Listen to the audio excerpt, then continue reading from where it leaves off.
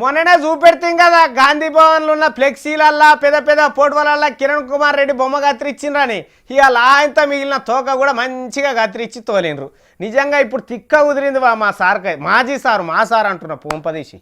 ఆంధ్రప్రదేశ్ రాష్ట్రానికి ఆఖరి ముఖ్యమంత్రి కాదు, ఆపద్ధర్మ ముఖ్యమంత్రి కూడా కిరణ్ కుమార్ రెడ్డి అని తెలిసే వరకల్లా ఆయన ఎక్కిపోయే కార్లు ఉన్నాయి కదా, అన్ని సర్కారు వాళ్ళు మళ్ళా గుంజుకున్నారు.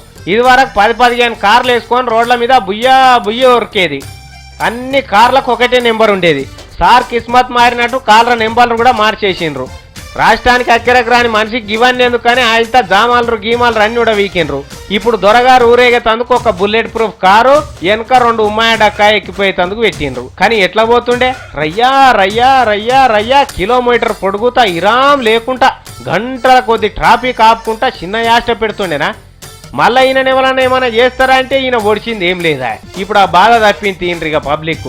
ఇప్పుడు ఉత్తగా రోడ్ల మీద నడిచిపోయినా దేగేటోడు ఉండడు ఈయనని.